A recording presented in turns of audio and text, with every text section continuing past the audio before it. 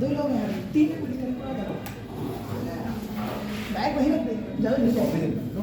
हाँ कॉपी निकाल लो, नहीं चलिए अपनी जगह पे करना चाहिए।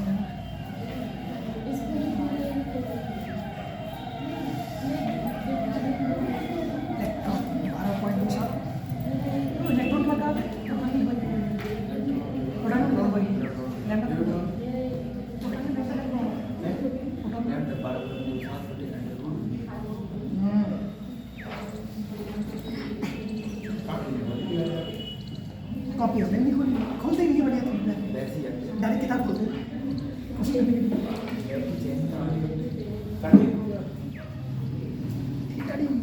कल एक हेडिंग डाला था कैरेक्टरिस्टिक्स ऑफ मैटर वेव। डाला था कि मैटर वेव की कैरेक्टरिस्टिक्स क्या होती है। कैरेक्टरिस्टिक्स का मतलब क्या हो गया? विशेषता। ठीक है, कैरेक्टरिस्टिक्स का मतलब हो गया विशेषता। तो मैटर वेव मैंने कहा था छोटे से पार्टिकल्स होते हैं। ठीक है, जो छोटे छोटे पार्टिकल्स होते हैं जब वो v वेलोसिटी से मूव करते हैं तो वो वेव को हम लोग क्या बोल देते हैं? मैटर वेव बोलते हैं। ठीक है,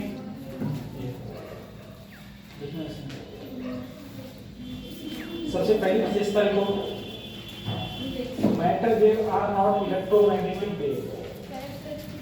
हाँ, matter wave are not electromagnetic नहीं, कैरेक्टरिस्टिक्स लिखना है। कैरेक्टरिस्टिक्स लिखना मैटर वेव की कि matter wave are not electromagnetic wave. Matter wave जो होती है वो इलेक्ट्रोमैग्नेटिक वेव नहीं होती। ठीक है, हाँ, matter wave are not electromagnetic wave. ठीक है, अगला लिखना matter wave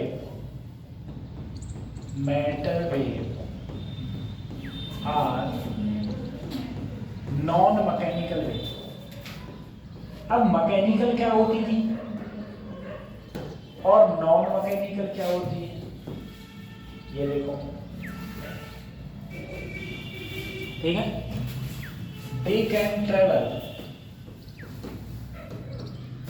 they can travel किसमें? वैक्यूम में। they can travel वैक्यूम, ये वैक्यूम में भी चल सकती है। ठीक है, और कैसी होती है? Independent of charge.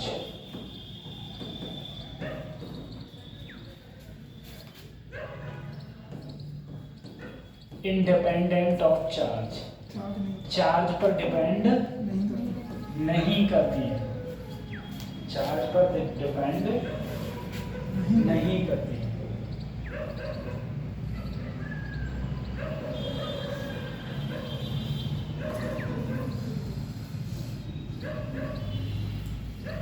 ठीक है, ये था। तो अच्छा, मैकेनिकल वेव कौन से होते हैं? जो वैक्यूम में नहीं चल सकते, जैसे साउंड वेव कैसी है, मैकेनिकल वेव। ठीक है, नॉन मैकेनिकल वेव का मतलब क्या है? जो तुम्हारे मीडियम में भी चल सकती हैं, और मीडियम अगर नहीं भी है तब भी चल सकती है। ठीक है, सही। उसके बाद ये हो गया। अगला चैप्टर पड़ेगा, इसका नाम है एटम। परमाणु। Atom start. अगला चैप्टर होगा एटम।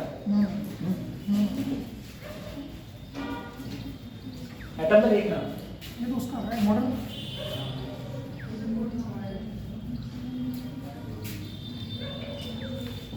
पहले ये बोला जाता था, जो तुम्हारा जे थॉमसन एक्सपेरिमेंट था, पहले ये बोला जाता था कि हमारे पास में कोई एटम है, उस एटम के अंदर, पहले जो बोला जाता था, ध्यान रखना, उस एटम के अंदर पॉजिटिव चार्ज भी है और कहीं पर भी पॉजिटिव है, कहीं पर नेगेटिव है। जैसे तुम्हारे तरबूज के अंदर क्या होते हैं? बीज होते हैं। तरबूज के अंदर बीज होते हैं। इस प्रकार से हर जगह पॉजिटिव नेगेटिव है। फिर एक साइंटिस्ट आए, पहले ये बोला जाता था, ठीक है, फिर एक साइंटिस्ट आए जिनका नाम था रदरफोर्ड।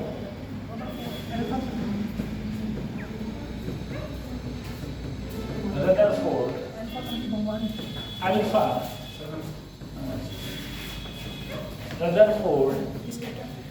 Alpha scattering model. तुम सबने ये केमिस्ट्री में भी पढ़ा होगा, ठीक है। Rutherford alpha scattering model. Atom बहुत सारा, जो एटम चैप्टर है बहुत सारा सिमिलर है तुम्हारा केमिस्ट्री से, कुछ मात्रा में। तो ये क्या बोले, ये इन्होंने एक एक्सपेरिमेंट किया, रदरफोर्ड ने एक एक्सपेरिमेंट किया। उस एक्सपेरिमेंट से इन्होंने क्या कहा? इन्होंने कहा कि मैं एक कोई बॉक्स ले लेता हूं,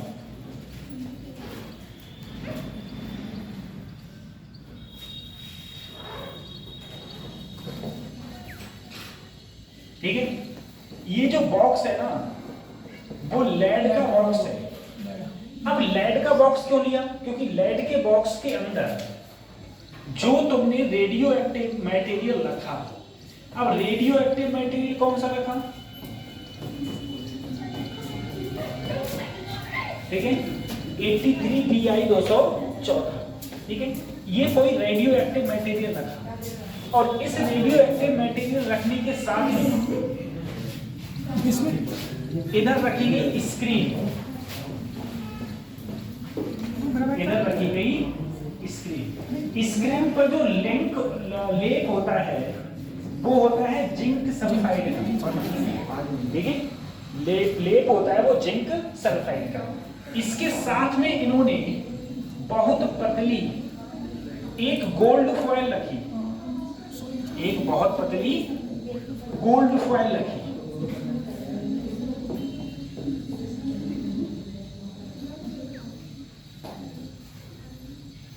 इन्होंने एक बहुत पतली गोल्ड फॉयल रखी, ठीक है। अब देखो गोल्ड फॉयल से क्या होगा? गोल्ड फॉयल से ये हुआ कि जो भी यहां से अल्फा पार्टिकल निकले,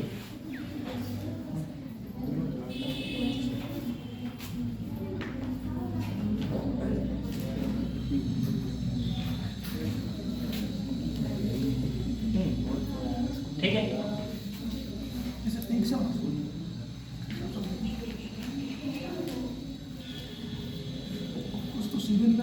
बहुत सारे अल्फा पार्टिकल निकले, और इधर कहीं है मेरा डेटा। इसकी जो मोटाई है यानी कि थिकनेस है वो लगभग, ठीक है, 10⁻⁻⁻⁻⁻, और इसमें ये कौन से पार्टिकल जा रहे हैं? अल्फा पार्टिकल्स, अल्फा पार्टिकल्स जा रहे हैं, ठीक है। ये फिगर बनाओ तो मैं समझाता हूँ फिगर क्या क्या है। ये फिगर बनाइए, फिगर बताओ फिगर क्या क्या है।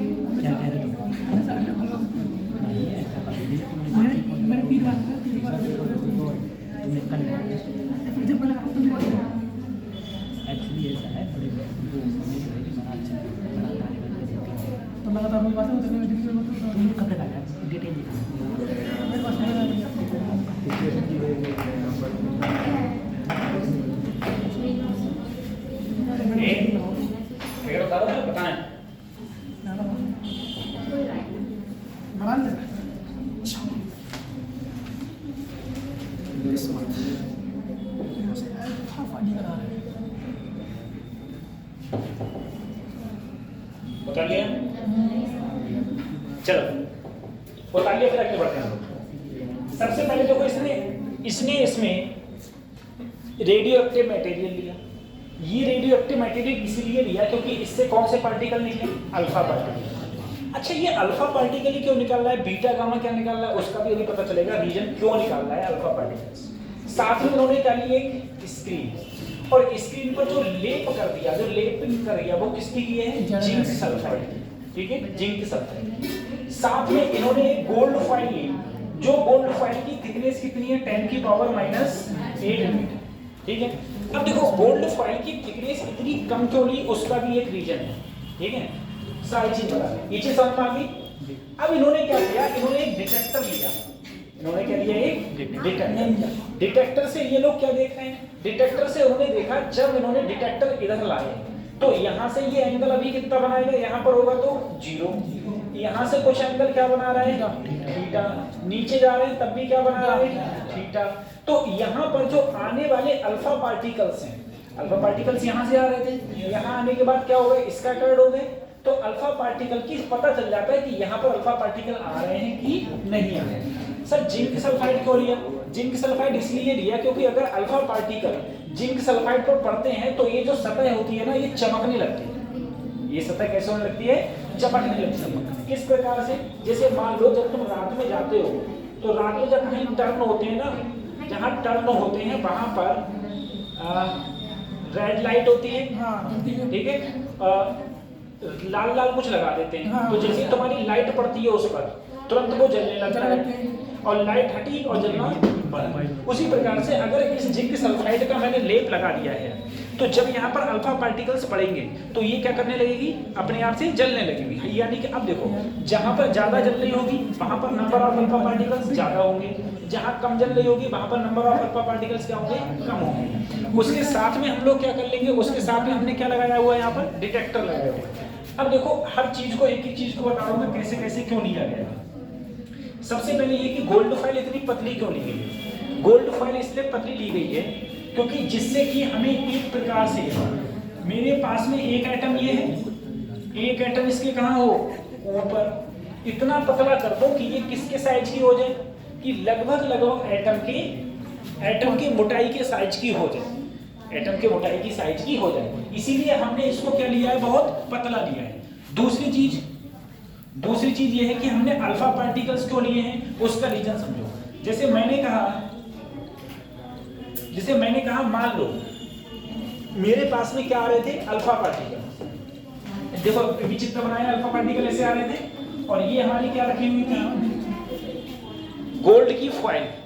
ये क्या रखी हुई थी, गोल्ड की फॉइल। तो जब अल्फा पार्टिकल्स आ रहे थे तो अल्फा पार्टिकल्स किस पर टकरा रहे थे, मेरी गोल्ड की फॉइल पर। जब गोल्ड की फॉइल पर टकरा रहे थे तो देखो किसी एक एटम पे ही तो जाके टकरा रहे हो। अल्फा पार्टिकल जैसे तुम हो, मैं तुमसे कहूँ तुम यहाँ से तीर चलाओ या बंदूक मारो, तो किसी न किसी एक दीवार पे ही तो लगेगी, वो ईंट पे लगेगी, किसी न किसी किस पे लगेगी, ईंट पर लगेगी। बात समझ आ रही है। अब ईंट को मैंने क्या किया है, मैंने दीवार को इतना पतला किया है कि एक ईंट के ऊपर दूसरी ईंट, तीसरी ईंट ऐसी रहे, ऐसी नहीं रहे कि एक ईंट इधर एक ईंट इधर, ठीक है। तो इसी प्रकार से अगर मैंने अल्फा पार्टिकल्स डाला था, तो अल्फा पार्टिकल्स डाला था, तो अल्फा पार्टिकल जब मैंने डाला तो मैंने देखा कि अल्फा पार्टिकल डालने से, अल्फा पार्टिकल डालने से, ठीक है, बहुत सारे नंबर ऑफ अल्फा पार्टिकल्स, बहुत सारे नंबर ऑफ अल्फा पार्टिकल्स सीधे निकल गए। बहुत सारे अल्फा पार्टिकल्स कैसे निकल गए, सीधे। कुछ अल्फा पार्टिकल्स जैसे आए वैसे ही वापस, कुछ अल्फा पार्टिकल्स एंगल बना गए, पसंद मारिए ऐसे। लेकिन बहुत सारे अल्फा पार्टिकल्स कैसे निकले, सीधे। अब जरा तुम समझो, अगर बहुत सारे अल्फा पार्टिकल्स सीधे निकले हैं, सीधे, अगर बहुत सारे अल्फा पार्टिकल्स सीधे निकले हैं, अब सीधे निकलने का कारण क्या था, सीधे निकलने का मेन कारण ये है, जैसे मान लो, सोचो तुम लोग, जो पहले उन्होंने बोला था कि मेरे पास एक ये है एटम, ठीक है। अब सोचना यहाँ भी प्लस हो, यहाँ भी प्लस हो, जो पहले बोला गया था, हर जगह प्लस है, हर जगह प्लस है। तो अगर यहाँ से अल्फा पार्टिकल आएगा, अल्फा पार्टिकल पर चार्ज क्या होता है, प्लस। अल्फा पार्टिकल चार्ज कैसा होता है, प्लस, और ये भी प्लस। तो प्लस प्लस एक दूसरे को क्या करेंगे, रिपल्सन, रिपल्सन करेंगे। तो ऐसा होना चाहिए सर जी, रेस ऐसी ऐसी ऐसी, इस प्रकार से अजीब अजीब मिलने चाहिए, रिपल्सन हो रहा है, रिपल्सन। लेकिन इन्होंने देखा कि ज्यादातर अल्फा पार्टिकल, ज्यादातर जो अल्फा पार्टिकल्स हैं वो कैसे निकल गए, वो ज्यादातर अल्फा पार्टिकल्स कैसे निकल गए, सीधे। बहुत कम अल्फा पार्टिकल्स ऐसे हो गए, बहुत कम, जो सीधे गए और कहां आ गए, वापस आ गए।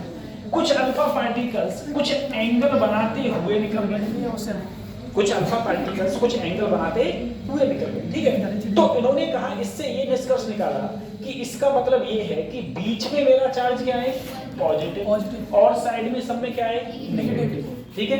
बीच में कौन रहते हैं, तो इन्होंने बताया बीच में प्रोटॉन रहते हैं, या फिर न्यूट्रॉन पर कोई चार्ज नहीं होता। इसके चारों ओर जो मूव करते हैं, तो मूव करने वाले कौन होते हैं, इलेक्ट्रॉन, इलेक्ट्रॉन।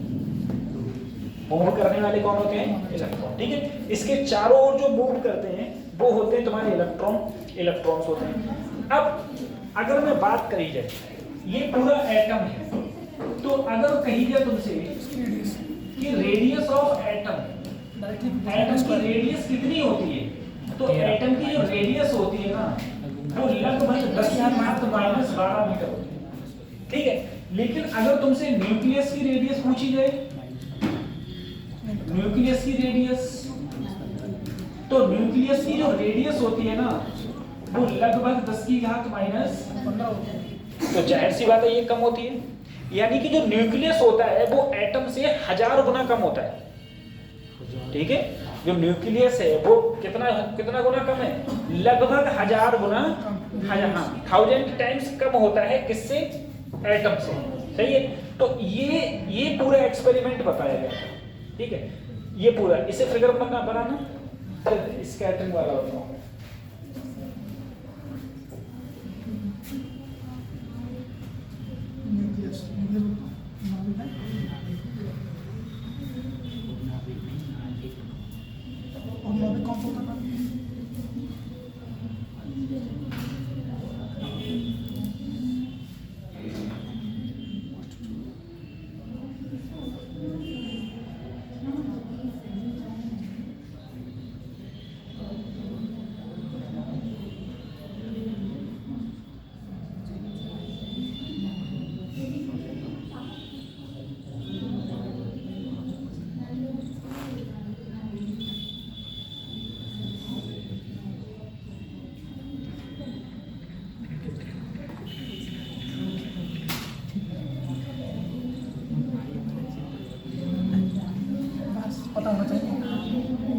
क्या नहीं है।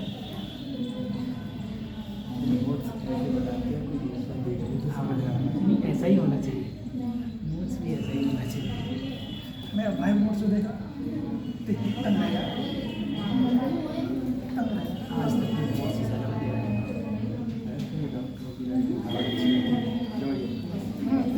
अच्छी होती है। हमारे भैया ने कभी के साथ की है, उनकी राइटिंग बहुत अच्छी है। बात काम कौन है कि मेडिसिन।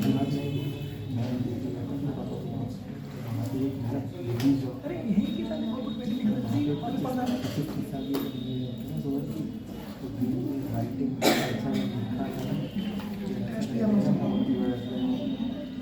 फर्मेंटेशन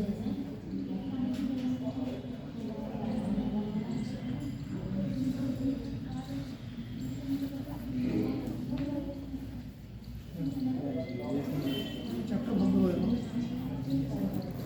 हाँ ये फर्मेंटेशन को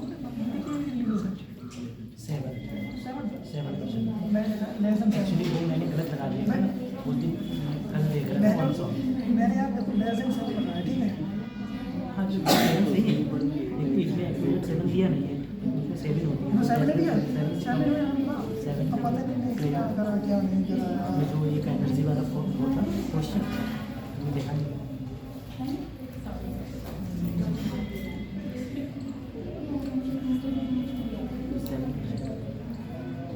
एक बार ये सारे वन शॉट पे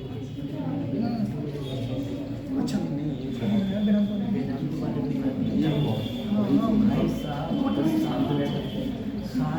साहब वही हमने मैंने पीडब्ल्यू का भी देखा, लेकिन पीडब्ल्यू के उसके सामने फीके हैं। अरे ठीक है यार एक तुम सब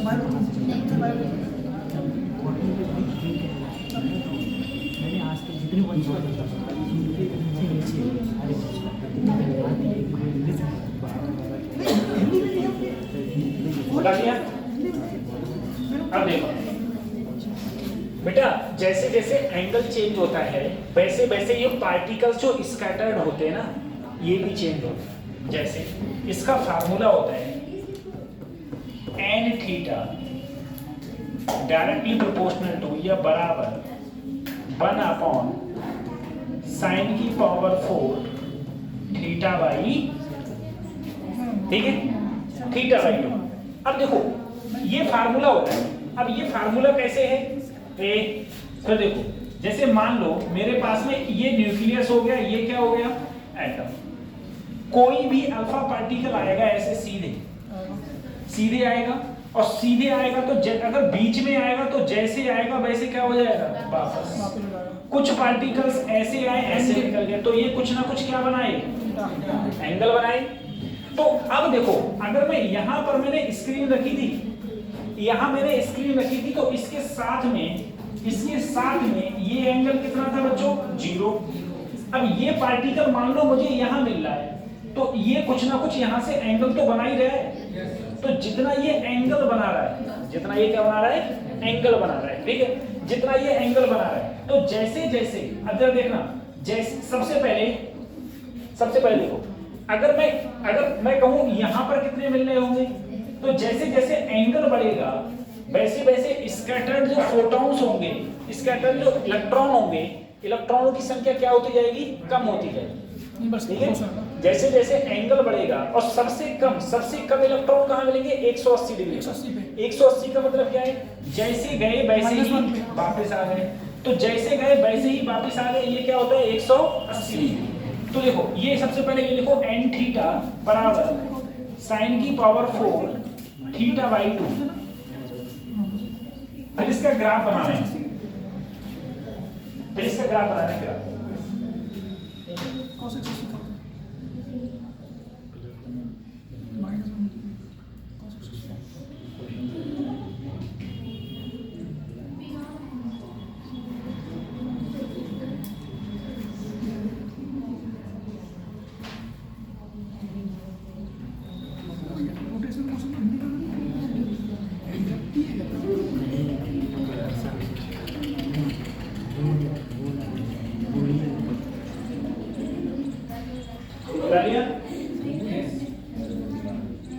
अब देखो अगर मैं इसका ग्राफ बनाऊं, सबसे पहले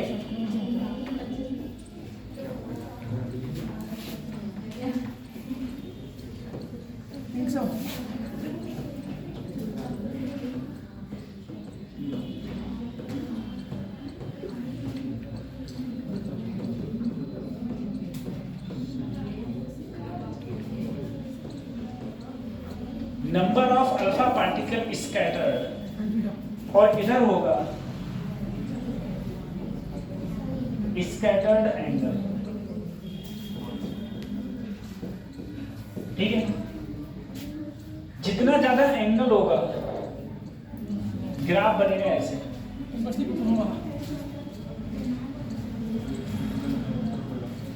ठीक है, इस प्रकार से। ये एंगल कितना है?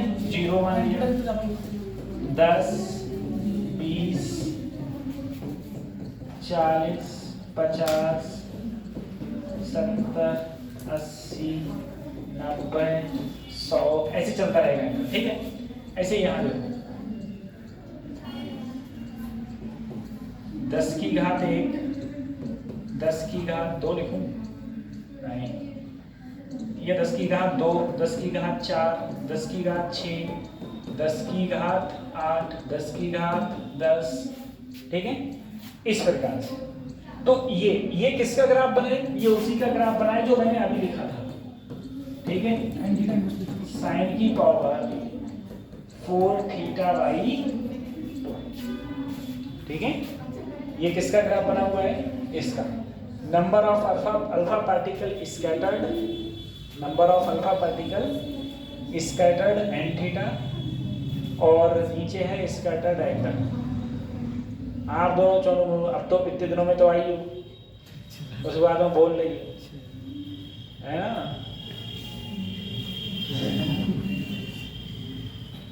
देखने आई हो, ब्रह्मांड वहीं पर है, ये विलुप्त हो गया। गाने कुछ बच्चे ऐसे होते हैं, देखने आते हैं, विलुप्त तो नहीं हो गया, वहीं पर है। पता चलेगी। अभी तो कोई आपदा आई नहीं है, पीली आ जाएगी तो हो सकता है। जो मेरा पूरी जरूर लगेगी, लेकिन मैं सही बता रहा हूँ, मैं तुम लोगों को बताऊँ। जैसे जो बच्चे कभी कभी आते हैं, मैं तुम लोगों को बता रहा हूँ, मत पढ़ो। मैं बता रहा हूँ, मत पढ़ो। खाली नाम करने से बेटा कोई फायदा नहीं।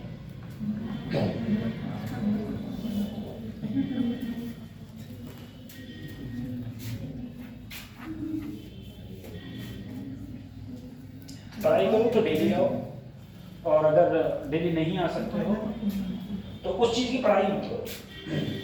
घर बैठो, कम से कम यूट्यूब चलाओगे, कुछ तो मूवी देखोगे, कुछ तो आनंद की प्राप्ति होगी शरीर के लिए। वालों को कुछ तो फायदा होगा, डाटा लेके जाएंगे नहीं ना, हमारे ये ऐसा हो सकता है यार, 1.5 GB थक गया है, अब 1.5 GB थक गया है, अब तो 12 बजे मिलेगा। 5G है, तो 5G के जमाने आ गए। चलो अगले बढ़े। देखो सर जी, इस पे तो क्वेश्चंस जेई मेंस, जैसे इस बार का ही अगर मैं जेई मेंस ले लूं या फिर पिछली बार का जेई मेंस ले लूं, ठीक है, तो क्वेश्चंस इस पर नहीं पूछे गए थे ज्यादा इस बार में। लेकिन एक क्वेश्चन है, एक टाइप है जिसका क्वेश्चन इस बार के जेई मेंस में मैंने 2-3 एग्जाम में देखे थे, जब पूछे गए थे। ठीक है, उसका नाम है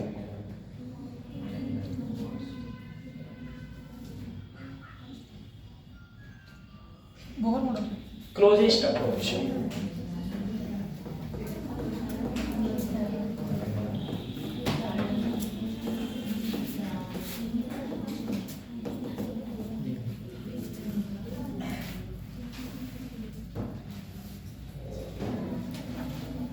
उसके बाद आया इंडक्टर।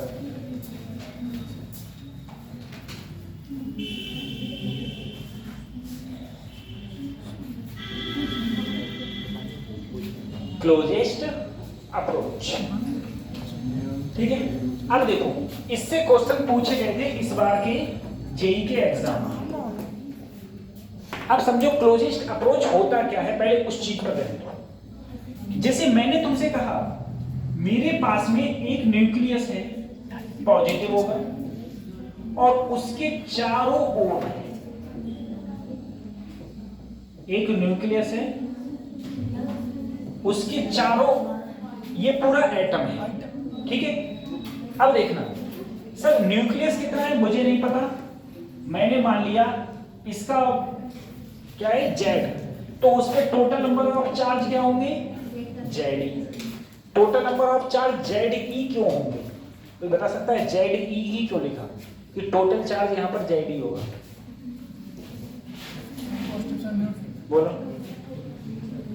तो देखो कोई भी एटम लिखते हैं तो हम कैसे लिखते हैं, ZX A। Z क्या है, number of proton, number of proton. Neutron क्या होता है, न्यूट्रॉन की संख्या कैसे लिखते हैं, A माइनस Z। ठीक है। अच्छा इलेक्ट्रॉनों को हम लेंगे नहीं, हम सिर्फ इसकी चार्ज की बात कर रहे हैं जो बीच में चार्ज रखा है, सिर्फ बीच में। तो तुम्हें पता है न्यूट्रॉन पर कोई चार्ज नहीं होता। Z किसकी संख्या होती है, प्रोटॉनों की। तो मैंने कहा कितने प्रोटॉन से, Z। एक प्रोटॉन का चार्ज E, तो टोटल चार्ज कितना हो गया, Z। अरे इसके अंदर प्रोटॉन्स रहेंगे और कौन रहेंगे, न्यूट्रॉन्स। न्यूट्रॉन पर कोई चार्ज होगा नहीं, चार्ज किस पर होगा, सिर्फ प्रोटॉन पर। प्रोटॉन की संख्या कितनी है, Z। ठीक है। एक प्रोटॉन पर चार्ज E, एक प्रोटॉन पर चार्ज E, टोटल प्रोटॉन कितने, Z। तो टोटल चार्ज कितना हो गया, Z। ठीक है, पॉजिटिव है। अब यहां से एक अल्फा पार्टिकल आ रहा है, यहां से एक अल्फा पार्टिकल आ रहा है। जो अल्फा पार्टिकल आएगा उसकी कुछ ना कुछ काइनेटिक एनर्जी होगी। मैंने इसकी स्टार्टिंग में काइनेटिक एनर्जी मान ली 1/2 mv²। तुम्हें पता है अल्फा पार्टिकल पर चार्ज क्या होता है, अल्फा पार्टिकल पर चार्ज क्या होता है, पॉजिटिव। जैसे जैसे अल्फा पार्टिकल अगले आएगा, ये भी पॉजिटिव और ये भी पॉजिटिव, एक दूसरे को क्या करेंगे, रिपेल करेंगे। रिपेल करेंगे यानी कि प्रतिकर्षित करेंगे, प्रतिकर्षित करेंगे। इसकी एनर्जी धीरे धीरे क्या होती जाएगी, कम होती जाएगी।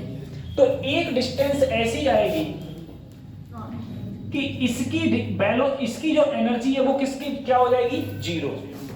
इसकी एनर्जी क्या हो जाएगी, यानी कि काइनेटिक एनर्जी क्या हो जाएगी।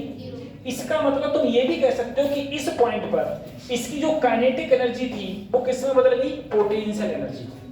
मैंने तुमसे कहा एनर्जी हमेशा क्या रहती है, कंजर्व। बस एनर्जी को एक रूप से कहां बदलते हैं हम लोग, दूसरे रूप में बदल सकते हैं। तो अभी मेरे पास में काइनेटिक एनर्जी थी, धीरे धीरे ये पास में आ रहा है, तो ये भी पॉजिटिव ये भी पॉजिटिव, एक दूसरे को क्या करेंगे, रिपेल करेंगे। रिपेल करेंगे तो इसकी जो काइनेटिक एनर्जी थी वो किस में बदल जाएगी, पोटेंशियल एनर्जी। तो ये मान लो यहां तक आ पाया, ये यहां तक आ पाया, जितनी दूर तक आ पाया उस डिस्टेंस को ही हम लोग बोलते हैं क्लोजेस्ट अप्रोच, क्लोजेस्ट। अब देखो ये क्या थी, काइनेटिक एनर्जी। काइनेटिक एनर्जी क्या थी, 1/2 mv किसके बराबर हो गई, पोटेंशियल एनर्जी। पोटेंशियल एनर्जी का फार्मूला पता होगा, 1/4 पाई एप्सिलॉन नॉट। एक चार्ज, तो अल्फा पार्टिकल पर चार्ज क्या होता है, 2e। कितना होता है, 2e/r। तो 1/4 पाई epsilon not q1 into q2 upon कितनी दूरी तक रह गया, r। बात समझ में आ गई, r0। अब मैंने क्या किया, अगर मैं r0 को इधर लाऊं तो काइनेटिक एनर्जी कहां जाएगा, नीचे। इसको लिख सकता हूं मैं 2z e² upon 4 pi epsilon not, साथ में 1/2 mv²। ये क्लोजेस्ट अप्रोच का फार्मूला है, ठीक है। ये अब देखो जो जेई ने क्वेश्चन पूछा था, जेई ने क्लोजेस्ट अप्रोच के लिए क्वेश्चन पूछा था, तो इसको इसके बराबर किया था। जब इसको इसके बराबर किया था तो इन्होंने कहीं यहां पर r² कर दिया था, ठीक है, कहीं यहां पर 2 गायब कर दिया था। ऐसे 4 ऑप्शन दिए हुए थे, 4 ऑप्शन दिए हुए। तो जिसमें ये सही था 1/2 mv² बराबर 1/4 पाई एप्सिलॉन नॉट, यानी कि काइनेटिक एनर्जी किसके बराबर हो गई है, पोटेंशियल एनर्जी। जो दूसरे पेपर में क्वेश्चन पूछा गया था उसमें ये कहा था काइनेटिक एनर्जी किसके बराबर होगी, तो पोटेंशियल एनर्जी के बराबर होगी। ये बात पूछी गई थी क्लोजेस्ट अप्रोच के लिए।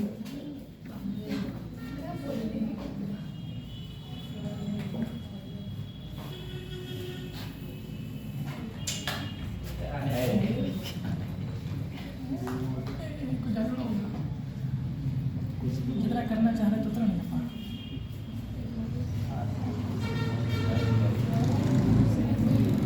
ज्यादा छोटा हो गया, सही दिखा, चश्मा लगाइए बेटा, तभी तो जरूरत है चश्मे की, है ना। अब देखना बंद हो जाएगा तब चश्मा लगता है। ठीक है, ये हो जाएगा क्लोजेस्ट अप्रोच का फार्मूला।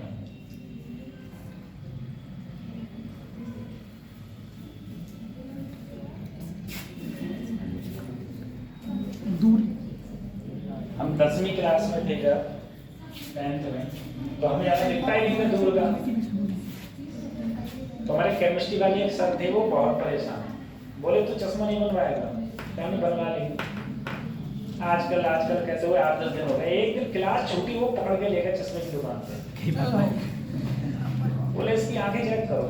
उन्होंने आंखें चेक करी, जब उन्होंने वो लेंस ग्लास लगाया ना, ऐसे चेक करते हैं, फिर हमें पता चला अच्छा दुनिया तो इतनी रंगीन है। नहीं, मतलब पहली बार चश्मा लगाता है, जैसे अभी तुम चश्मा हटा, जो चश्मा लगाता है वो चश्मा हटा ले तो उसे दुनिया थोड़ी ब्लर टाइप की दिखेगी, ठीक है, और चश्मा लगा लो तो लगेगा अरे इतनी अच्छी है, एकदम क्लियर दिखने लगेगा। हमने कहा कभी-कभी तो डिफरेंस देखते हुए मजा आता है। तो भाई हो उससे डिफरेंट देखने में मजा आता है, जो कि जनरेटर की आवाज पे नाचते हो गए।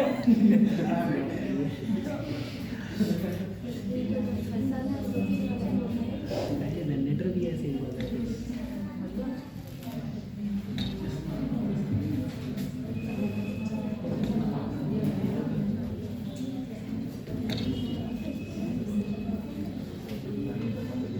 बता दिया।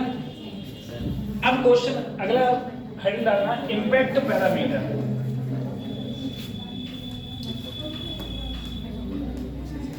Impact parameter. अब देखो इम्पैक्ट पैरामीटर को हम लोग प्रदर्शित करते हैं बी से, ठीक है, ये बी है। इम्पैक्ट पैरामीटर क्या होता है? एक क्या है? न्यूक्लियस। न्यूक्लियस के चारों ओर एटम। न्यूक्लियस के चारों ओर एटम हो गया, वो एटम के अंदर न्यूक्लियस, एटम के अंदर न्यूक्लियस, ये पूरा एटम है। एटम के अंदर क्या है बच्चों? न्यूक्लियस, ठीक है सर, न्यूक्लियस। अब देखना, अगर एक कोई अल्फा पार्टिकल सीधे आए तो अगर सेंटर पर जैसे आएगा वैसे ही चला जाएगा, वापिस हो जाएगा। लेकिन यदि कोई अल्फा पार्टिकल,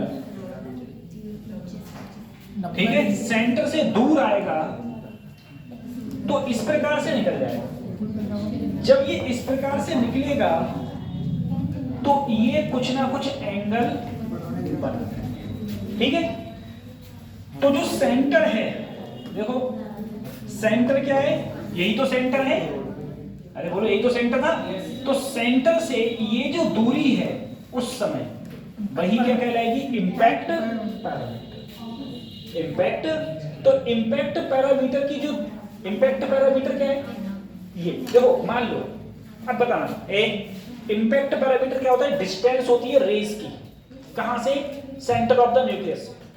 अगर सोचना, अगर कोई रेस सेंटर पर आई और सेंटर पे ही चली गई तो सेंटर से उसकी डिस्टेंस कितनी थी? 0। कितनी थी? अरे कोई वस्तु बीच में आई और तुरंत वहीं पर वापस हो गई तो वो कितनी दूरी चली है? तो ये दूरी कितनी है? 0। लेकिन अगर वो कुछ सेंटर से कहां आई? ऊपर आई, एंगल पर चली गई, तो सेंटर से जो ये डिस्टेंस होगी वही क्या कहलाएगा तुम्हारा? Impact parameter. वही क्या कहलाएगा? Impact parameter. Impact parameter B का फार्मूला होता है 1/4πε0 ZE² cot θ/2 upon k, cot θ/2 upon k, ठीक है। जहां थीटा तो समझ गए क्या है? एंगल दिखा रखा है, ठीक है। हालांकि इस पे भी क्वेश्चन ज्यादा कभी पूछे नहीं गए हैं इस प्रकार से, लेकिन जो क्वेश्चन पूछे गए हैं इस बार वो पूछे गए थे क्लोजेस्ट अप्रोच पर, ठीक है। क्लोजेस्ट अप्रोच पर क्वेश्चन पूछे गए।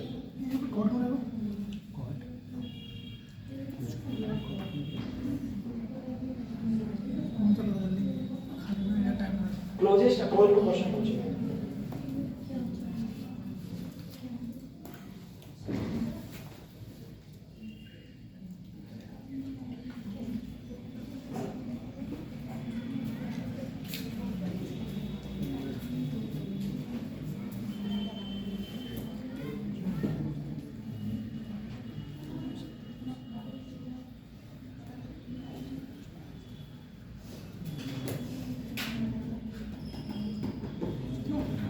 वो है वो, क्यों अरे वो नाम लिखो जाता है रजिस्ट्रेशन में, वो आया बीच में रोज का होता आया है बीच साइन।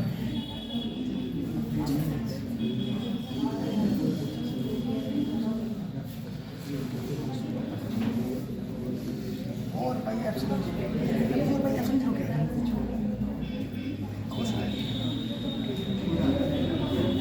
उतर गया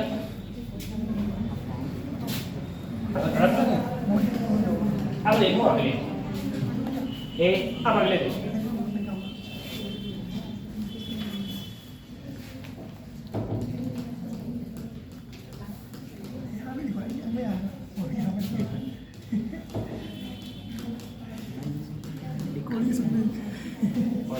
इलेक्ट्रॉन ऑर्बिट। ये अगर इलेक्ट्रॉन ऑर्बिट यहाँ से थोड़ा ढंग का आइटम स्टार्ट हुआ है सर। इलेक्ट्रॉन ऑर्बिट, अब तुम सब लोग जानते हो कि सर मेरे पास में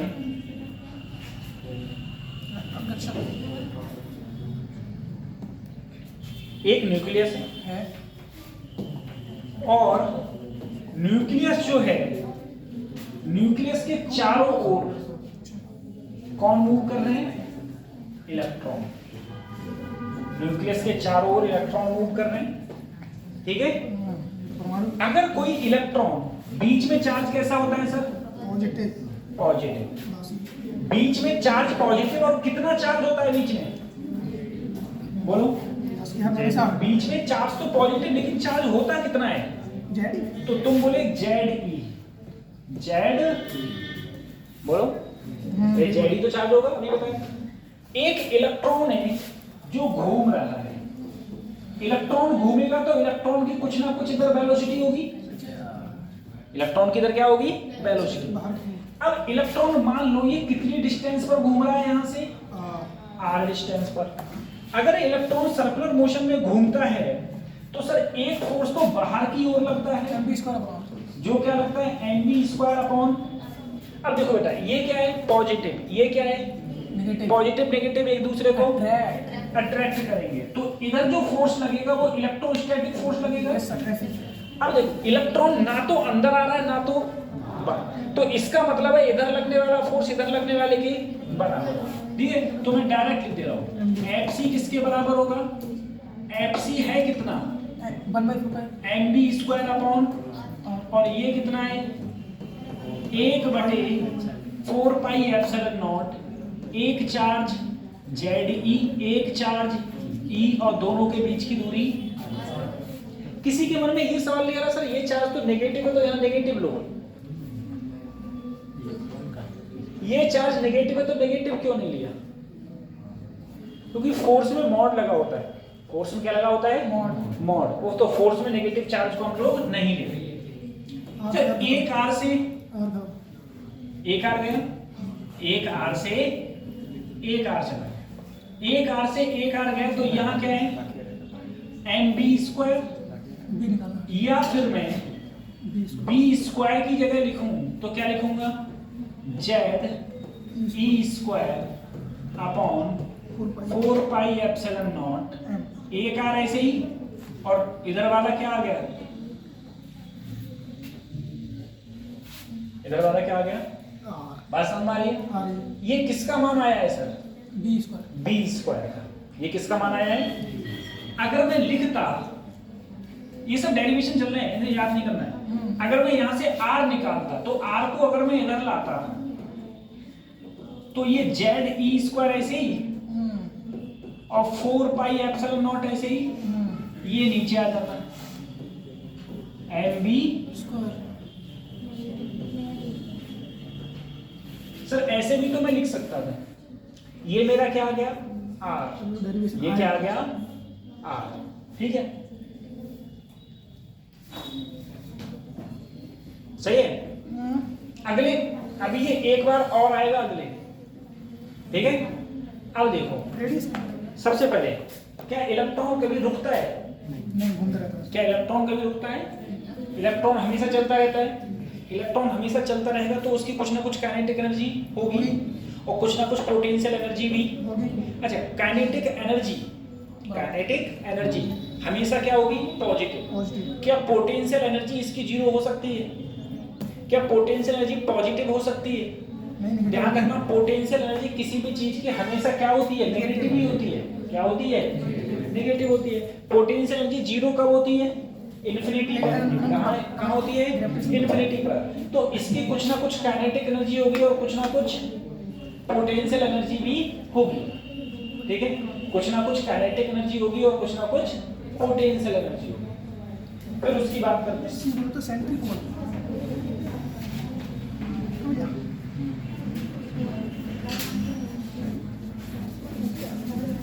बता लिया? ये बता लिया? चलो ठीक है। अब देखो, अगर मैं सर काइनेटिक एनर्जी का फार्मूला होता है 1/2 mv²। अगर मैं 1/2 इधर लिखूं तो 1/2 इधर भी लिखूंगा 1/2, तो 4 दूनी पाई एप्सिलॉन नॉट। ये क्या है मेरी? बोलो। काइनेटिक किसकी? इलेक्ट्रॉन की। किसकी? जो रिवॉल्व कर रहा है कहां?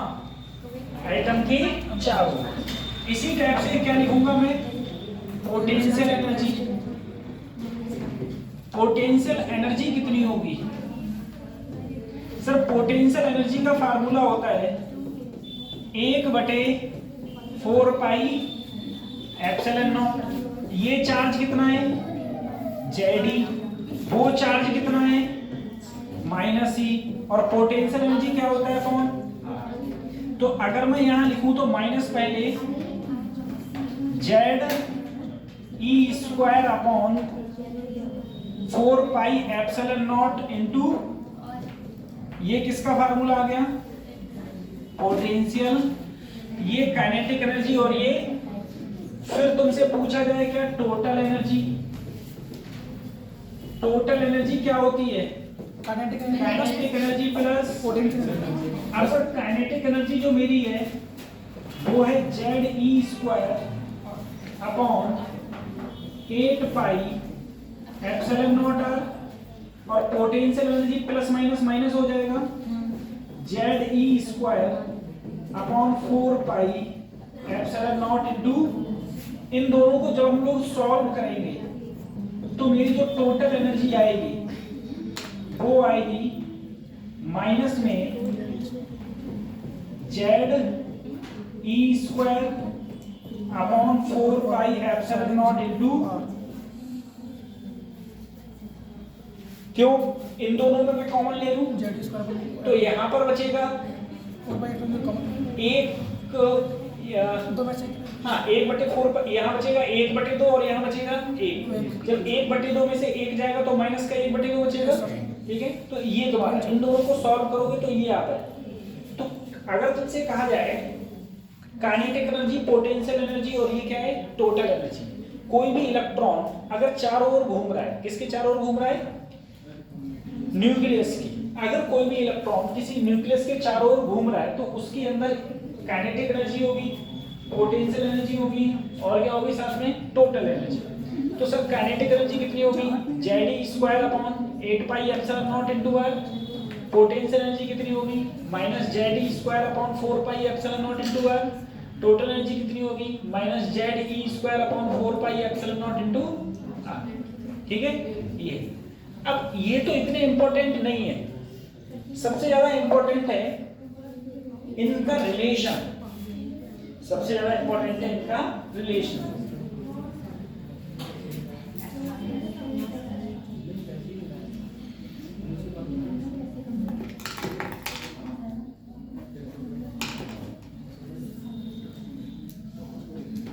Total energy.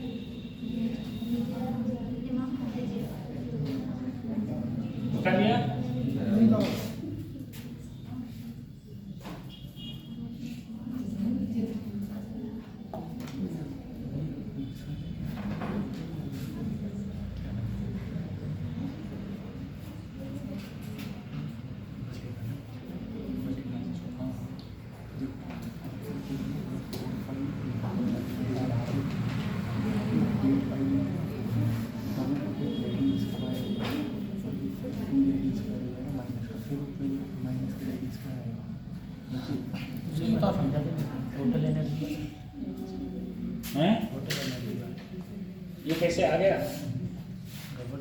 ये लिखा हुआ समझ में आया है? हैं? ये समझ में नहीं आ रहा? उतार लिया ये?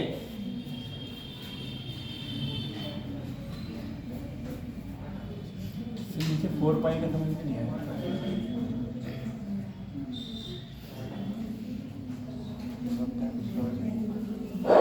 उतार लिया? अब देखो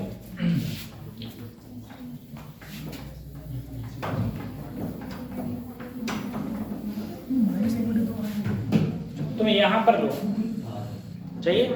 यहाँ कॉमन क्या है पहले बोल। देखो ZE² दोनों में है भाई, 4 यहाँ भी है 4 यहाँ भी है, ठीक है। 4 पाई एप्सिलॉन नॉट r हो गया। जब यहाँ से देखो ये पूरा तो कॉमन हो गया, जब 4 गया तो 2 बचा, क्या बचा? 2 बचा। ये तो पूरा ही कॉमन ले लिया है, पूरा कॉमन ले लिया तो क्या बचा? 1 बच गया। अब देखो अच्छा 8 होता है, 4 जगह 8 होता है। ZE² यहाँ क्या बचे? 1/2 4 पाई एप्सिलॉन नॉट r, यहाँ बचेगा माइनस का 1/, अब माइनस का करेंगे तो 4 दूनी 8, ZE² 8 पाई एप्सिलॉन नॉट। अच्छा वहाँ 8 है, ठीक है, माइनस में। अब देखो ये तो सब हो गए। सबसे ज्यादा इंपॉर्टेंट इसका वो है रिलेशन। सबसे पहले देखो एक काइनेटिक एनर्जी मैंने क्या लिखवाई थी? काइनेटिक एनर्जी ZE²,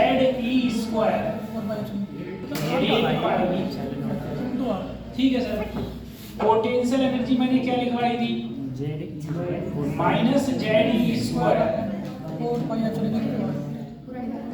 ठीक है सर। टोटल एनर्जी मैंने क्या लिखवाई थी?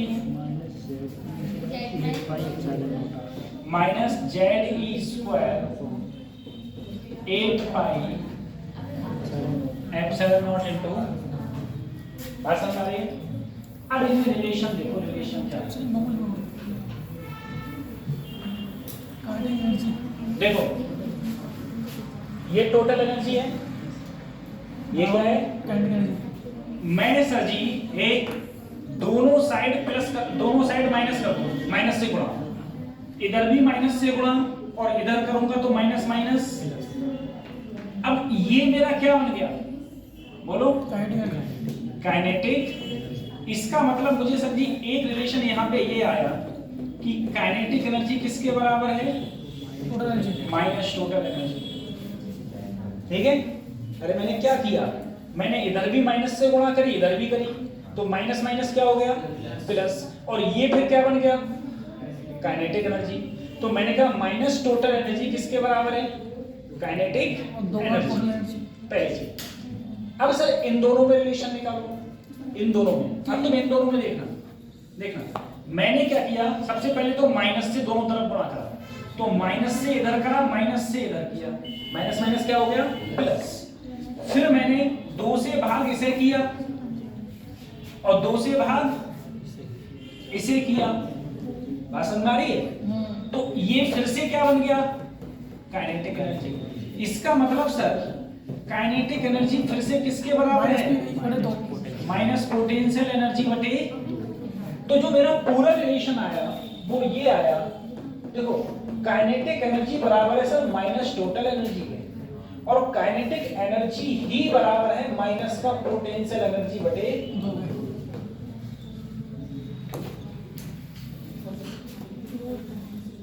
ठीक है। सबसे ज्यादा इंपॉर्टेंट ये रिलेशन है कि कोई भी इलेक्ट्रॉन अगर किसी न्यूक्लियस के चारों ओर रिवॉल्व कर रहा है तो काइनेटिक एनर्जी बराबर होगी माइनस टोटल एनर्जी के, ठीक है, और काइनेटिक एनर्जी ही बराबर होगी माइनस पोटेंशियल एनर्जी बटे 2 के। दूसरी चीज ये है, जो काइनेटिक एनर्जी होगी वो हमेशा तुम्हारी पॉजिटिव होगी। क्या होगी? पॉजिटिव। और जो टोटल एनर्जी और पोटेंशियल एनर्जी वो ऑलवेज किसमें होगी? किसमें? Always in negative. लेकिन किसमें नेगेटिव होगी पता है? फॉर इलेक्ट्रॉन, इसके लिए और इलेक्ट्रॉन रिवॉल्व अराउंड, पूरा लिख दूं मैं, रिवॉल्व अराउंड न्यूक्लियस, जो न्यूक्लियस के चारों ओर घूमता है तब, ठीक है। जब कोई इलेक्ट्रॉन न्यूक्लियस के चारों ओर घूमेगा तो काइनेटिक एनर्जी हमेशा हमेशा क्या होनी है, पॉजिटिव। काइनेटिक एनर्जी हमेशा पॉजिटिव और टोटल एनर्जी हमेशा नेगेटिव और पोटेंशियल एनर्जी भी हमेशा नेगेटिव, सही है, ये रहते हैं। तो kinetic energy positive, total energy negative, potential energy भी नेगेटिव।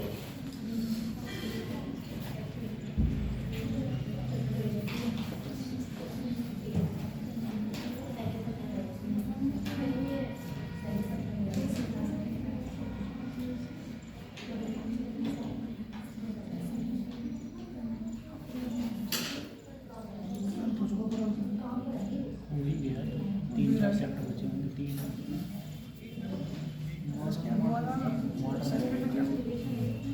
बस और क्या बचा होगा, चैनल पर अपन बस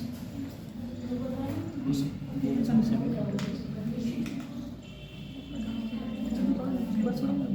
बस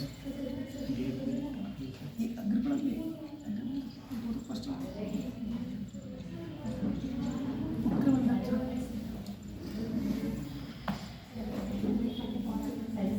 जाने मार दिया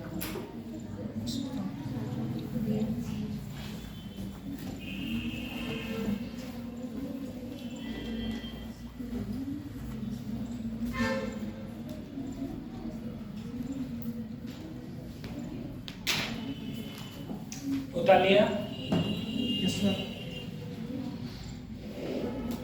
उतार लिया। अब देखो बेटा, अगर इसके लिए, चलो वो अगले बता दूंगा, अगला हेडिंग पड़ेगा बोहर्स एटॉमिक मॉडल। खत्म करो इसको। अगला हेडिंग पड़ेगा बोहर्स एटॉमिक मॉडल, ठीक है। देखो बेटा, बोहर ने जो एटॉमिक मॉडल दिया, बोहर ने जो एटॉमिक मॉडल दिया वो सिर्फ एक इलेक्ट्रॉन के कारण दिया। किसके कारण? एक इलेक्ट्रॉन के कारण, ठीक है। जहां पर एक इलेक्ट्रॉन होगा उनका, अब एक इलेक्ट्रॉन कहां कहां होता है? 1h1, कितना इलेक्ट्रॉन होगा? एक। 1h2, कितना इलेक्ट्रॉन होगा? फिर से एक ही होगा, बात समझ आ रही है? एक होगा, दो, एक होगा प्रोटॉन इक्वल इलेक्ट्रॉन। इसके अंदर नंबर ऑफ न्यूट्रॉन्स कितने हैं? एक। न्यूट्रॉन्स कहाँ होंगे और जीरो हो जाएगा न्यूट्रॉन। न्यूट्रॉन की संख्या कैसे निकालते हैं? और परमाणु भार माइनस परमाणु क्रमांक। और बता, पता कितने हैं इसके अंदर इलेक्ट्रॉन? हाँ गुरु, बताओ, केमिस्ट्री बढ़िया। प्लस एक होगा, एक, कम कर दो, दो कम कर दो इसमें। सही है। हाँ तो सबसे पहली बात ये है कि बोहर की एटॉमिक मॉडल थ्योरी थी, ऐसे कर वो सिर्फ एक इलेक्ट्रॉन के लिए है। किसके लिए है? तुम कहोगे सर जी कार्बन के लिए, कार्बन के लिए ना, ये वहां पर तो बहुत ज्यादा इलेक्ट्रॉन है, समझ आई? सिर्फ किसके लिए है? एक इलेक्ट्रॉन के लिए। अब एक इलेक्ट्रॉन किन में है? इन सब में क्या है? एक एक इलेक्ट्रॉन है, सबके सब में एक इलेक्ट्रॉन है, बात समझ आ रही है? ठीक है। हीलियम वैसे होता क्या है? 2He4, लेकिन एक प्लस कर दिया, यानी कि एक इसने दे दिया है, तो एक ही तो बचा। हाँ इसका क्या होता है? लिथियम का 3 होता है, लेकिन इसने कितने डोनेट कर दिए बेचारे ने?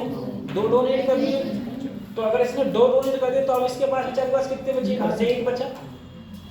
3 थे, 2 डोनेट कर दिए, एक बचा। तो ये किसके लिए है? सिर्फ एक इलेक्ट्रॉन के लिए, ठीक है। इसमें लिखना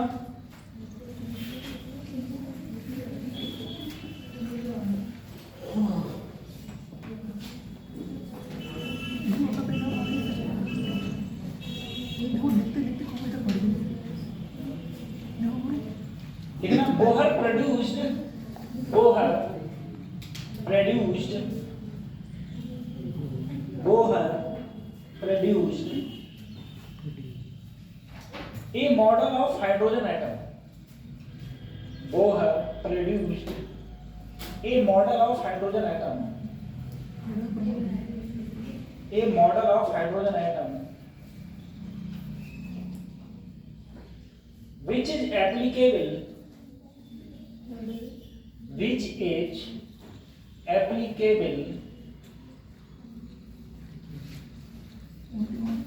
for some lighter atom.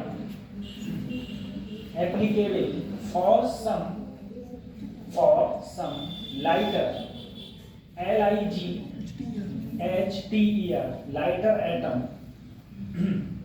lighter atom in which a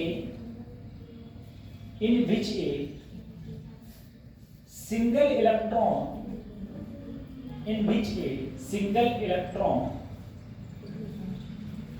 revolves around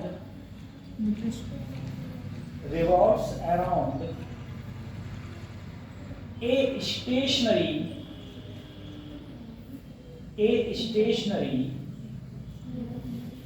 nucleus of positive charge.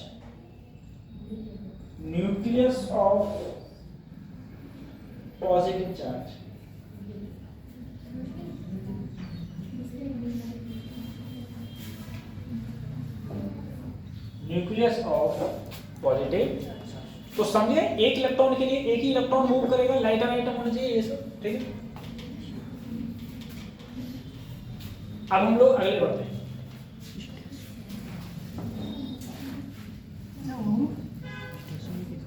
अब देखो,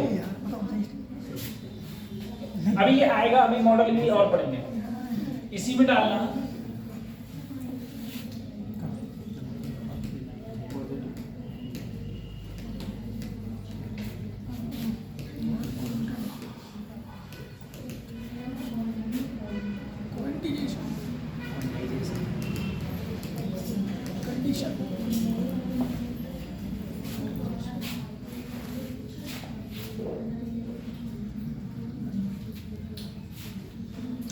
क्वांटाइजेशन। अब देखो, एक बात समझना, तुम मुझे बताओ, ये मेरे पास एटम है, ठीक है,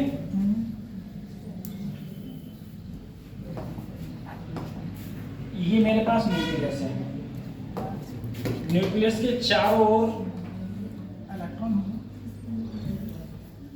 न्यूक्लियस के चारों ओर इलेक्ट्रॉन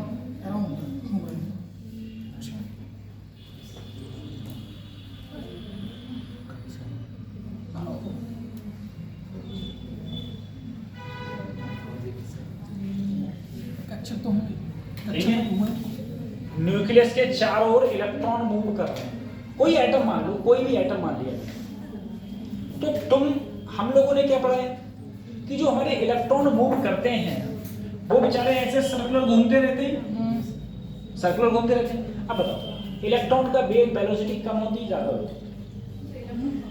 वेलोसिटी बहुत ज्यादा होती है, वेलोसिटी बहुत, तो इलेक्ट्रॉन की वेलोसिटी बहुत ज्यादा है, तो भैया सर्कुलर फॉर्म में तो वेव तो कुछ ना कुछ बनाएंगे। तो ये जो थ्योरी बोली गई बोहर्स के द्वारा, बोहर ने ये बोला गया, बोहर ने वो जो बोहर ने बोला बेटा,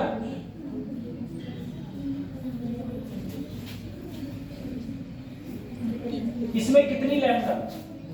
एक लैम्डा। कितनी है? एक लैम्डा सर, 1 लैम्डा, ठीक। इसमें कितनी लैम्डा? 2 लैम्डा। 2 लैम्डा। इसमें कितनी लैम्डा? 2। अरे सर जी, यहां से यहां तक एक, यहां से यहां तक, ऐसे ही चलती रहेगी। 3 लैम्डा भी होगा, 4 लैम्डा भी होगा, 5 लैम्डा होगा, समझ आ रही है? इसी प्रकार से अब तुम देखो, अगर ये 1 लैम्डा की बात आई है,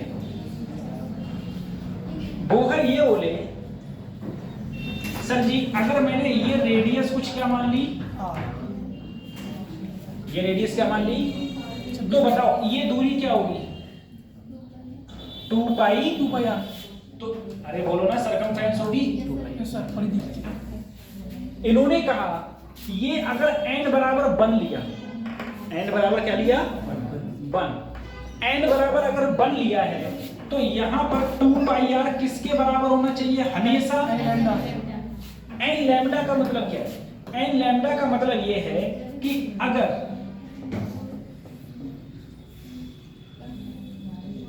ऐसे, n लैम्डा का मतलब है ये वेव ऐसे चलेगी, ठीक है, ये मैं स्पष्ट रूप से दिखा नहीं पा रहा, ये मैं इस वाले में दिखाऊं, ठीक है,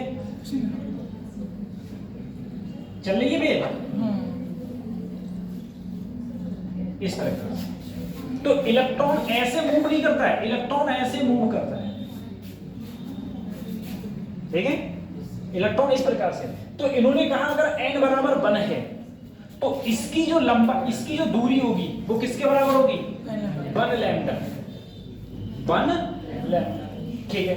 इन्होंने कहा अगर ये n बराबर 2 है तो ये इसकी जो दूरी होगी वो किसके बराबर होगी 2 लैम्डा, n बराबर 3 है तो ये दूरी किसके बराबर होगी 3 लैम्डा, 4 है तो 4 लैम्डा, ठीक है। इस प्रकार से ऐसा नहीं हो सकता कि यहां पर ये जो दूरी है ये लैम्डा बाई 2 हो, ये 3 लैम्डा बाई 2 हो, ठीक है, ये मैं तुमसे कहूं 1.3 लैम्डा हो, ऐसा होगा तो किसमें होगा पूरा, जहां पर n क्या होगा पूरा पूर्णांक होगा, ठीक है। अब एक बताओ 2 पाई r ऐसे ही सर, लैम्डा को मैंने रखा था h अपॉन p और p बराबर क्या होता है ये n है, ठीक है, ये ध्यान रखना n है, ये h है, ठीक है बेटा। अगर मैं nb को ऊपर ले जाऊं तो nbr NH अपन 2 पाई और ये 2 पाई कहां लाया आ गया कोई समझ, ठीक है। nbr क्या होता है मेरा एंगुलर मोमेंटम, क्या होता है, तो इससे देखो बेटा कोई भी कोष्टक है, n बराबर 1 हो गया, n बराबर 2 हो गया, n बराबर 3 कांस्टेंट है, h ब्लैंक कांस्टेंट 2 पाई, इसका मतलब ये है अगर इलेक्ट्रॉन किसी भी ऑर्बिट में मूव कर रहा है तो इसका एंगुलर मोमेंटम भी क्या रहेगा कंजर्व रहेगा या कांस्टेंट रहेगा, एंगुलर मोमेंटम क्या रहेगा,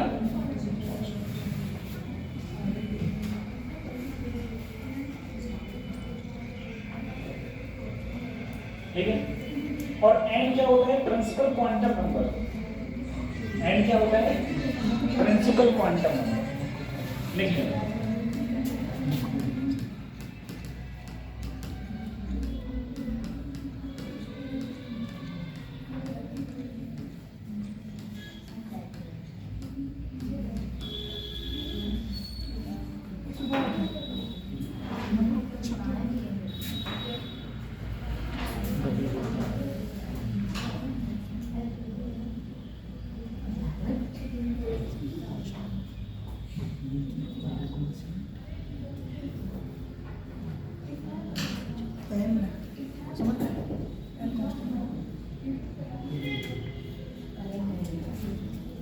n हो जाएगा प्रिंसिपल क्वांटम नंबर, ठीक है।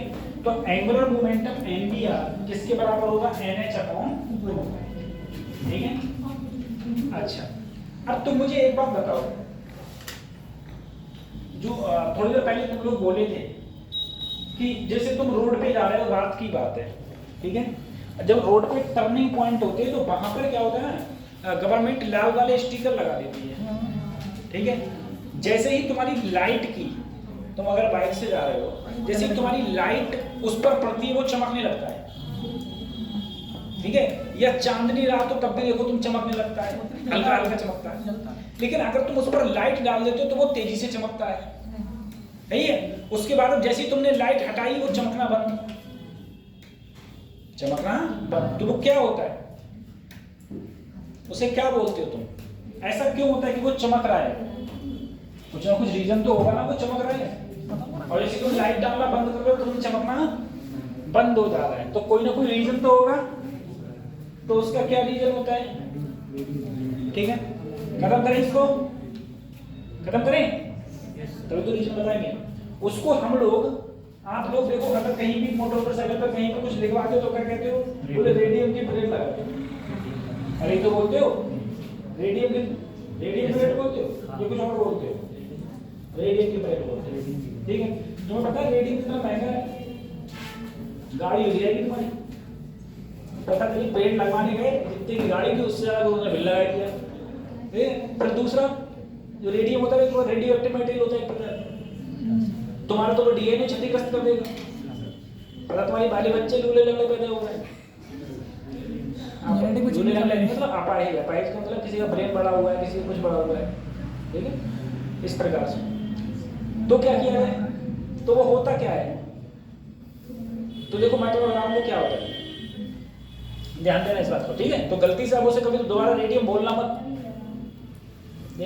वो होता क्या है, वो ये होता है बेटा कि जैसे मैंने तुमसे अभी बताया था, मैंने तुमसे अभी बोला कि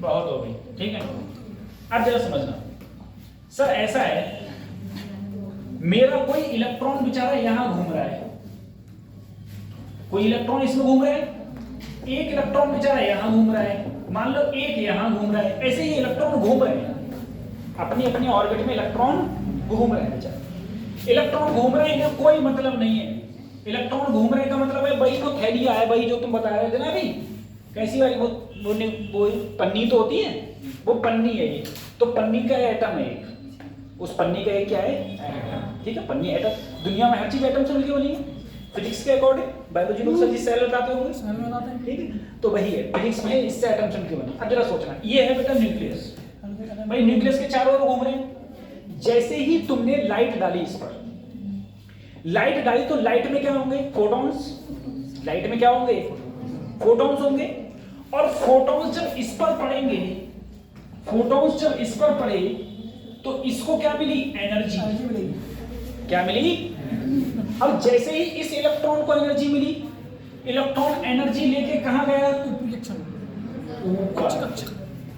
ऊपर गया, इलेक्ट्रॉन को एनर्जी मिली, इलेक्ट्रॉन कहां पहुंच गया, यहां पहुंचा, और यहां पर पहुंचने के बाद इलेक्ट्रॉन अधिकतम 10⁻⁸ कितनी देर तक रह सकता है, 10⁻⁸ सेकंड, कितना कम टाइम हो गया, तुम सोच नहीं सकते, तुम्हारी कल्पना से परे, इतना कम समय हो गया, और उतनी देर में तुरंत कहां आ जाएगा बेचारा, अपनी कक्षा वापस।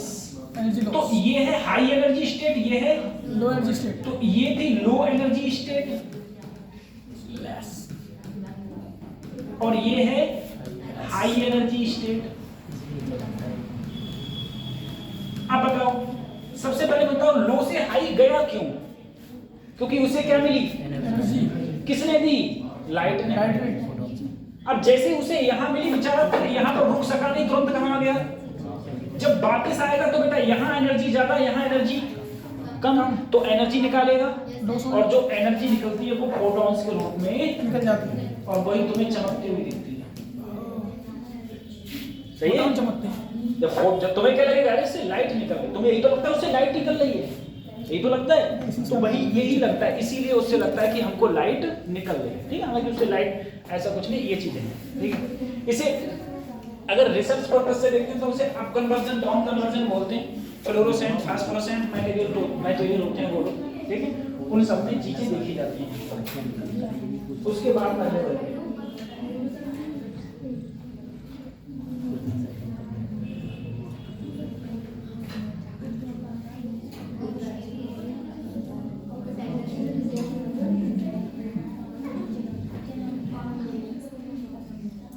कर लो बातें, कर लो,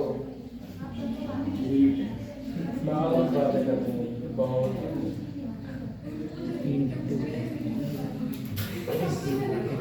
केमिस्ट्री वाले सर क्या हो गया, केमिस्ट्री वाले सर पूछ रहे हैं, सबसे पहले कौन आया, मुझे सर बायो केमिस्ट्री आई, सबसे पहले बायो पेपर में दर्जन में सबसे पहले कौन आया, केमिस्ट्री, सबसे पहले प्रोबेबिलिटी वाला सर आप बताइए, बैक्टीरिया है, सबसे पहले जी बताएंगे आइटम, सबसे पहले एटम आया, धरती में सबसे पहले बैक्टीरिया है, बैक्टीरिया, बायो आई, तो फिर इस बात में आई नहीं, पहले ग्रेविटी होगी ना, है ना, धरती होगी तो ग्रेविटी होगी।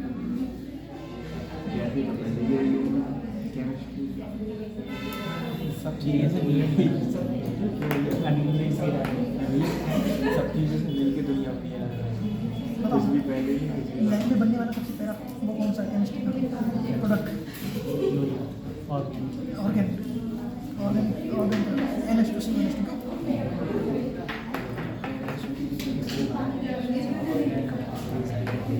यूरिया को क्या होता है? वही तो बताया अरे यूरिया को क्या होता है? क्या बोलते हैं उसको? तुम बताओ नहीं, पहले भूल भूल क्या बोलते हैं यार? ना उसको बस दो कहा थे, वो नंबर निकल के आता है, वो नंबर निकल के आता है, कम बताइए बेटा। हाँ वो बताइए। कितना अलग है? अब एक चीज समझो, मुझे एक बार बताओ, ये न्यूक्लियस है, न्यूक्लियस के चारों ओर अच्छा इलेक्ट्रॉन, न्यूक्लियस के चारों ओर अच्छा देखना, सेल जो इलेक्ट्रॉन न्यूक्लियस के जितने पास होगा, जो इलेक्ट्रॉन न्यूक्लियस के जितने, वो उतना ज्यादा बाउंड होगा न्यूक्लियस से, उससे उतना ज्यादा स्टेबल होगा, प्लस माइनस उतना ज्यादा क्या होगा, स्टेबल। जो जितनी दूर होगा वो उतना ज्यादा क्या होगा, अनस्टेबल। अब दोस्तों एक बात सुनो, मैंने तुमसे कहा जैसे मान लो ये क्या है, तुम्हारा घर है, ठीक है, ये तुम्हारा घर है, और घर से तुम जितनी दूर रहोगे, जितनी दूर जाते जाओगे, तो स्टेबल हो जाएगा, उतना घर से तुम्हारी बॉन्डिंग कम होती जाएगी, अनस्टेबल। सही है। जैसे मान लो तुम्हारा घर गांव में है और तुम पीलीभीत में हो, तो है बॉन्डिंग घर से, लेकिन कम है, क्योंकि घर वाले तुम्हारे तुमसे कोई काम नहीं करवा रहे, क्योंकि तुम तो यहाँ हो, कहाँ काम करो, और तुम घर ही ना रहो तो ठीक है, तो कोई ना कोई काम करता रहेगा, तो बाउंडेशन ज्यादा रहेगी, यानी कि घर की बाउंडेशन जितने पास रहोगे, घर की बाउंडेशन ज्यादा। अब बाउंडेशन ज्यादा तो एनर्जी कम, बाउंडेशन ज्यादा तो एनर्जी का मतलब बाहर घूमने की पावर तुम्हारे पास है नहीं। अब जैसे अब वही मैं तुमसे कह रहा हूं, जैसे मान लो कि पीलीभीत घर है तुम्हारा, पीलीभीत तुम्हारा घर है, अब तुम पीलीभीत में यहीं पर हो, ठीक है, अगर घर में हो गई तो घर से ज्यादा बाउंड हो, यहां आ गए कम बाउंड हो, यहां से पता चली तुम बरेली पहुंच गए और कम बाउंड हो। अब घर से बाउंडेशन कम और तुम्हारी एनर्जी क्या हो गई, ज्यादा। अभी तुम पीलीभीत में हो, अगर तुम कहीं घूम रहे हो, घर वालों का फोन करा कहाँ घूम रहे हो, तो तुम्हें यही बताना पड़ेगा पीलीभीत में भी होगे तो ही सही है। अब तुम बरेली में होगे, पता चली हाँ बाहर कहाँ पर कमरे पे, पता है कौन से घर वाले आलम तो कमरा पड़ जाएंगे, समझा रही। अब तुम पहुंच गए दिल्ली, तुम लोग पहुंच गए दिल्ली, तो घर से बाउंडेशन क्या हो गया, ज्यादा कम हो गया, और तुम्हारी एनर्जी और ज्यादा, एनर्जी बढ़ जाएगी कुछ ज्यादा। सही है। अब पता चले जैसे बरेली हो तुम, तो बरेली में तुम्हें पता है रात के लिए कहीं नहीं जाएंगे, अगर रात के कहीं चले गए और घर वाले में आ गए, रात में कोई भी आ गया, ये घर वालों ने देख लिया तो प्रॉब्लम हो जाएगी। अब तुम हो दिल्ली में, कहो चलो कहाँ चल रहा है, कोई बात नहीं, घर वाले से कह देंगे हाँ कमरे पे, कौन से घर वाले वीडियो कॉल करते हैं, सही। अब पता चले तुम और दूर पहुंच गए, तुम पहुंच गए विदेश, तो वही चीज समझ रहे हो, बात समझ रहे भाई। मेरे कहने का मतलब है कि जो इलेक्ट्रॉन न्यूक्लियस से जितना पास होगा, उसका बाउंडेशन उतना ज्यादा होगा, उसका बाउंडेशन उतना ज्यादा होगा और एनर्जी उतनी कम, एनर्जी उतनी।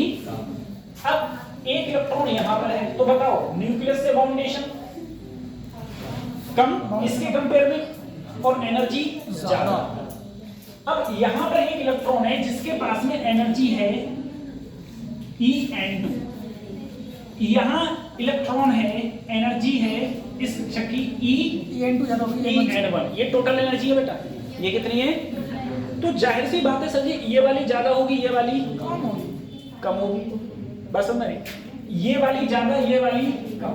तो अगर मैं En2 माइनस En1 करूंगा। अगर मेरा कोई इलेक्ट्रॉन यहां से यहां आएगा तो कितनी एनर्जी निकालेगा? h न्यू इसके बराबर। मुझे बताओ, एक इलेक्ट्रॉन जब मूव कर रहा था तो टोटल एनर्जी का फार्मूला क्या आया था? बोलना। JD square minus JD square minus JD square upon 8 pi epsilon nought into r। अब एक बात मुझे कोई बच्चा बताए, मुझे कोई एक बात समझाओ सर, आर बढ़ेगी तो ई क्या होनी चाहिए? कम होगी। अब तुम तो कह रहे हो ई बढ़ रही है। नहीं समझे? अरे मैंने एनर्जी का फार्मूला ही तो लिखवाया था। Yes sir. और मैं तुमसे कह रहा हूं जैसे जैसे दूर जाओगे वैसे वैसे एनर्जी बढ़ेगी, ठीक है? और आर बढ़ रही है तो एनर्जी क्या हो रही है? कम हो रही है। बात समझ आ रही है? ऐसा क्यों हो रहा है जरा देखना। लेकिन वो तो माइनस में है ना। एक है -4, एक है -2, एक है -1। बताओ मुझे कौन सा ज्यादा है सबसे? -1 -1 सबसे बड़ा नंबर ना। माइनस आ जाएगा। तो ऐसे ही तुम समझो कि पहले जब आर सोचना, जब आर कम थी तो मान लो एनर्जी है -16, सही है? अब आर बढ़ गई तो एनर्जी हो गई -5, सही है? तो ये एनर्जी क्या हो रही है? बढ़ रही है, ना कि कम हो रही है। क्योंकि टोटल एनर्जी हमेशा किसमें रहेगी? माइनस में। बात समझ आ रही? मेरे कहने का मतलब है बेटा, -4, -2, -1 में कौन बड़ा? सबसे बड़ा। तो तुम बोले सबसे बड़ा ये होगा सर, सही है? यही तो होगा सबसे बड़ा। एनर्जी बढ़ रही है यहाँ पे। इसी प्रकार से तुम्हारा जो माइनस में एनर्जी है, बढ़ रही है। माइनस का एनर्जी का मतलब है अगर ये बढ़ रहा है तो एनर्जी भी बढ़ रही है, सही है? माइनस का मतलब ये है। जैसे मैंने कहा कि तुमने R बराबर मान लो R बराबर तुमने 2 नैनोमीटर माना, तो तुम्हें E का मान आया मान लो -10 इलेक्ट्रॉन वोल्ट मान के चलो, ठीक है? अब मैंने कहा R बराबर क्या मानो? 3 नैनोमीटर। R बढ़ी तो E कम जरूर होगी, लेकिन ये मान इससे क्या है? ज्यादा। ये चीजें अभी हम 12 लेने जा रहे हैं। ये चीजें बढ़ जाती हैं। तो वही है, तो जितनी दूर तुम रहोगे न्यूक्लियस से, जितनी दूर रहोगे उतना एनर्जी क्या होती जाएगी? ज्यादा। अब चाहूं तो मैं En2 En1 न्यू की जगह क्या लिख सकता हूं? C/λ, ठीक है? चाहे हम लोग तो न्यू की जगह पर लिख सकते हैं C/λ।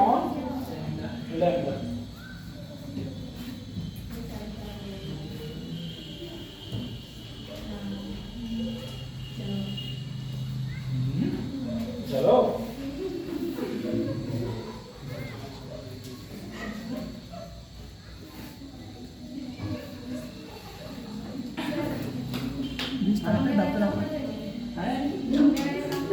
हाँ, पैसे कमाने होते हैं। ट्रांसफर करवाने हैं पैसे किसको? दीदी बोलने की। अरे फिर किसको करना है ट्रांसफर? अभी करवा